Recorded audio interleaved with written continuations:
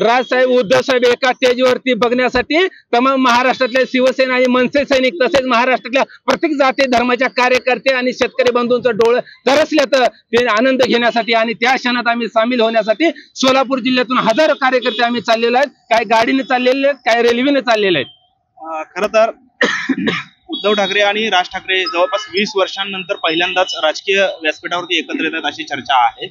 काय अपेक्षा आहे दोन्ही नेत्यांकडून, कशा पद्धतीची यापुढच्या कालावधीमध्ये अपेक्षा आहे?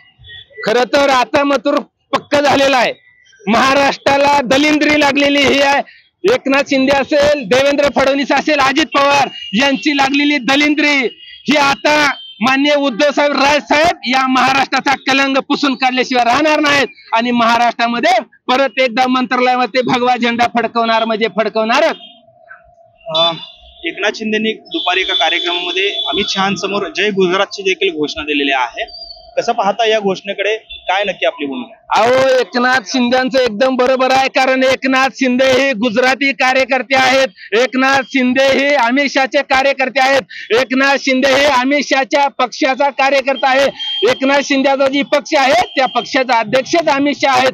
म्हणून त्यांना त्या अध्यक्षाला खुश करण्यासाठी जय गुजराती असं म्हणावंच लागेल, नाहीतर पक्षाचा अध्यक्ष त्यांची हकालपट्टी केल्याशिवाय सोडणार नाही, त्यांना हाकलून लावल्याशिवाय सोडणार नाही हे त्यांना कळून चुकलेलं आहे. म्हणून उठ का सुट गुजरातचा त्यांनी नारा करते ते, परंतु खयाचं महाराष्ट्राचं आणि गायाचं गुजरातचं हे कितपत खरं आहे. म्हणून एकनाथ शिंदे यांचे हे गुजराती प्रेम आता मी तर सांगतोय तुमच्या माध्यमातून, एकनाथजी शिंदे साहेब तुम्ही आधार कार्ड काढा गुजरातचं, तुम्ही रेशन कार्ड काढा गुजरातचं, तुम्ही रहिवासी व्हा गुजरातचं, कारण तुमच्यासारख्याच काम महाराष्ट्राच्या मातीत नाही. छत्रपती शिवाजी महाराज, डॉक्टर बाबासाहेब आंबेडकर, हिंदवी सम्राट बाळासाहेब ठाकरे साहेबांच्या महाराष्ट्रात असली माणसं चालत नाही ती, आणि जर बाळासाहेब असते तर असलं खपवून घेतलं नसतं.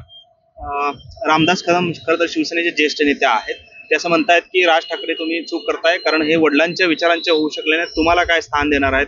उद्धव ठाकरेंवर त्यांनी टीका केलेली आहे रामदास कदमांनी.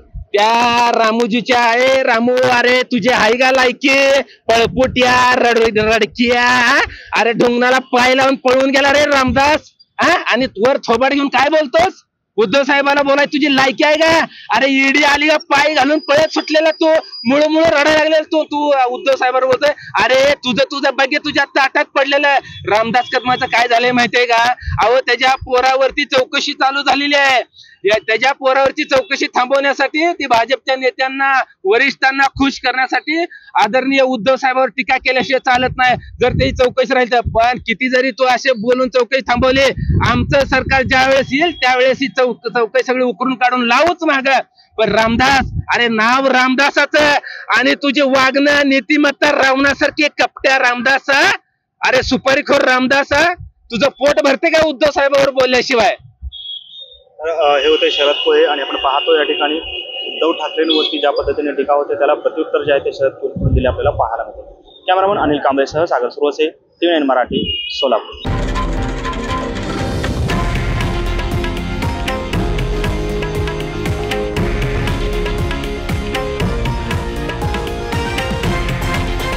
हे आहे देशातील नंबर 1 न्यूज नेटवर्क आणि आपण पाहत आहात TV9 मराठी, एकमेव.